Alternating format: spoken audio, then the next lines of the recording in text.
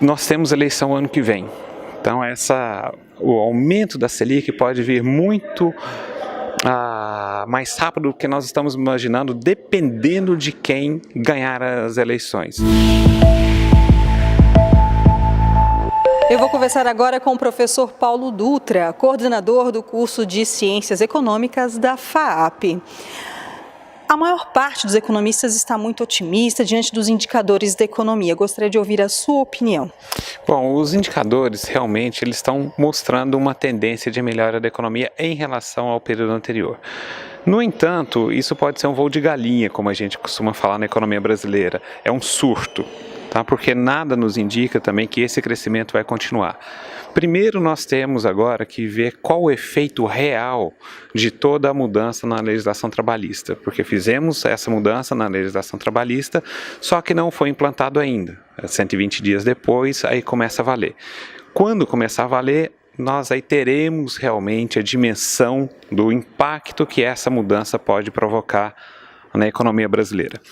O grande benefício que a gente imaginava dessa reforma trabalhista é fazer com que o custo do capital do trabalho se reduza. Tá? Então, para eu contratar uma mão de obra, ficará mais barato. E eu terei a possibilidade de contratar mais pessoas. Porque na legislação antiga, na anterior, as pessoas só poderiam ser contratadas para trabalhar em regime de tempo integral. Ao contrário, no caso como eu sou contratado em tempo parcial ou por hora, que o professor também é contratado por hora, isso passa a valer para a sociedade como um todo. Então, um pequeno comércio que precisa da pessoa trabalhar no final de semana, ele não tinha opção de contratar essa pessoa para trabalhar somente aos finais de semana.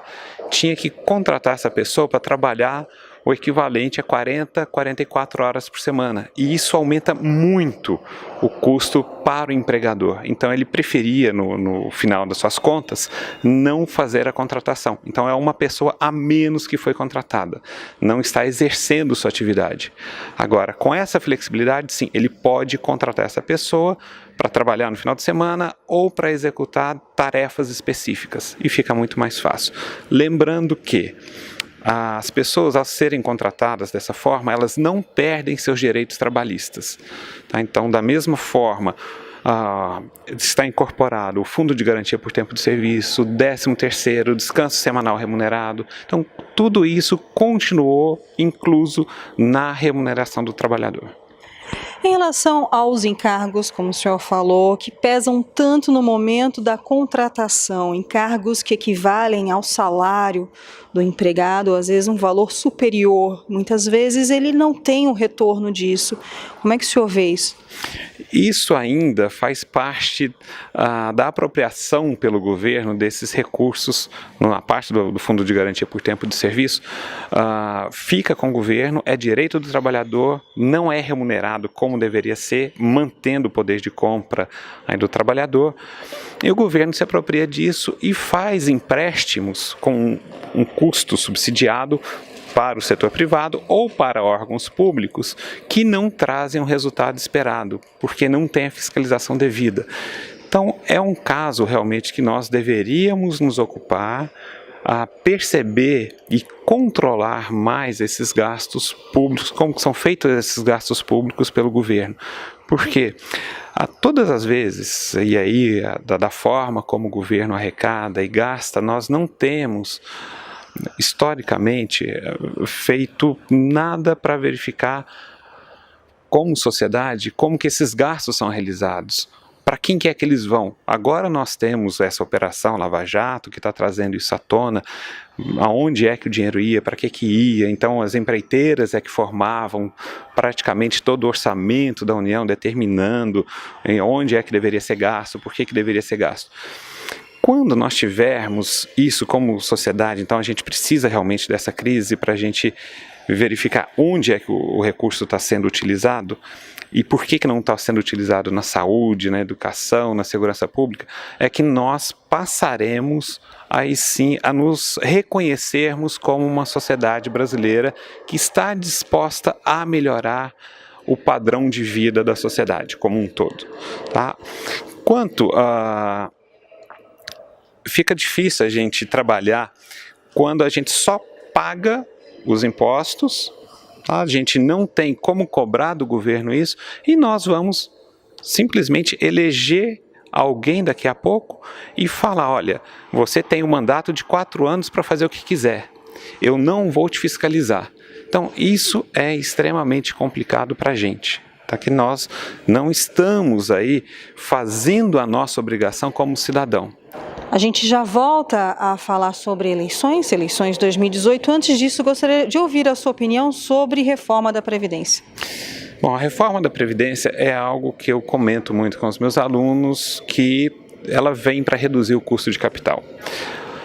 O que a gente tem hoje é um aumento do gasto público, principalmente no déficit da Previdência. Tem uma linha de economistas, uma linha de representantes da sociedade que fala que não há um custo maior na Previdência do que o que ela arrecada. Isso não é verdade. Tá? O custo da nossa Previdência é superior à arrecadação. E isso é pago como recursos vindos de outras áreas são destinados a pagar esses benefícios. O grande problema é que, para eu continuar pagando esses benefícios, essas aposentadorias, tanto do setor privado quanto do setor público, eu tenho que retirar esses recursos financeiros de outros setores, como, por exemplo, segurança pública. Nós temos uma segurança pública boa no país? Não, não temos. Não elegemos isso como prioridade. Nós temos uma educação pública de qualidade? Não, não temos. Nem educação fundamental, nem ensino médio, muito menos ensino superior. Então, são escolhas que nós fazemos. Tá? Nós temos uma saúde universal para a população de boa qualidade? Não temos. E todas as vezes que existe uma eleição, os nossos candidatos falam, vamos melhorar segurança pública, saúde e educação.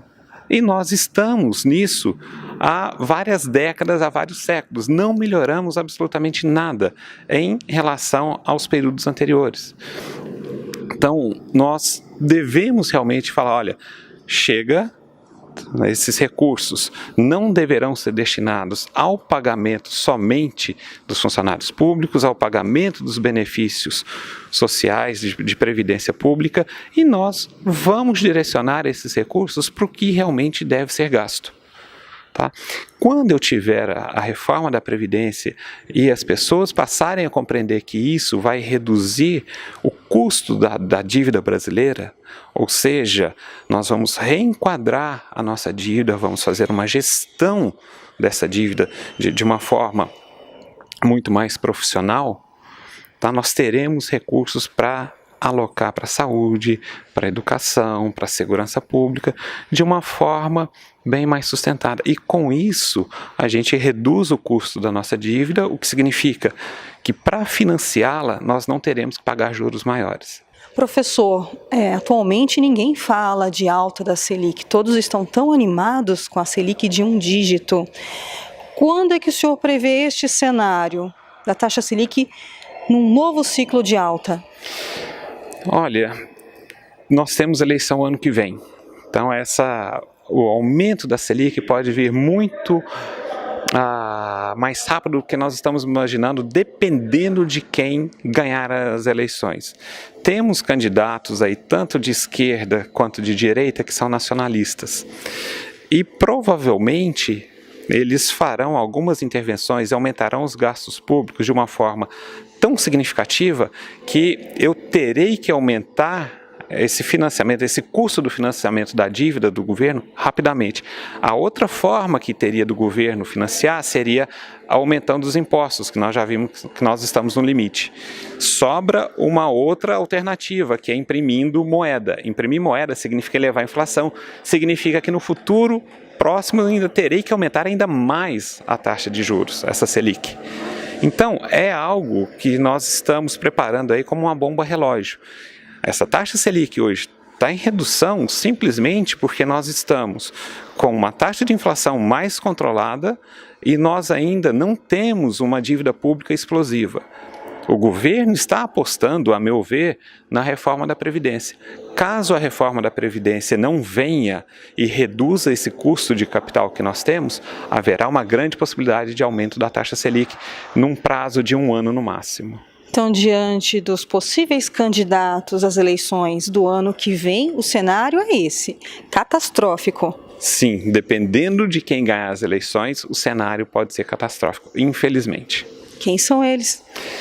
Bom, nominando, tá, um candidato da direita, Bolsonaro, e um candidato da esquerda que eu acho extremamente perigoso é o Ciro Gomes, que já falou que vai reverter todas as privatizações e concessões feitas pelo governo Temer. Então o Estado teria que arcar com os custos de recomprar ou de tomar de volta. Quando o Estado toma de volta essas concessões, dificilmente nós teremos no futuro alguém disposto a realizar investimento de novo. Porque eu não tenho segurança de que o dinheiro que eu coloquei ali para realizar aquele investimento e ter um lucro no futuro, eu terei. É a insegurança jurídica total. Então, o Ciro Gomes faz um desfavor muito grande para o país quando ele fala em reaver tudo o que foi privatizado ou concedido para a iniciativa privada. E, ao mesmo tempo, ele vai elevar o custo do Estado. Então, os recursos que poderiam, novamente, ser direcionados para a saúde, para a segurança pública e para a educação, eu vou construir estradas, vou construir portos, aeroportos. E não tem sentido o Estado hoje fazer isso. O Estado deveria fazer isso quando não tinha iniciativa privada com recursos econômicos e financeiros suficientes para prover isso. Por que é que nós temos que ter uma empresa que faz a gestão de aeroportos como a Infraero? Eu não vejo sentido. Eu preciso ter uma Infraero numa região. Aqui em São Paulo eu não vejo sentido. E nas principais cidades do país. Eu preciso da Infraero atuando em aeroportos em cidades pequenas, que a iniciativa privada não tem incentivo para ir para lá. Aí é função do Estado colocar a Infraero. Mas em cidades como São Paulo, Rio, Brasília, Recife, Belo Horizonte, as principais cidades do país, não vejo sentido nenhum ter uma empresa pública para fazer gestão de espaço de aeroportos. Professor, muito obrigada por todas as informações, muito obrigada pelos alertas com relação às eleições do ano que vem e por mais essa oportunidade de entrevista aqui para a gente na Educascope TV. Eu que agradeço, muito obrigado. Luciane Miranda para a Educascope TV.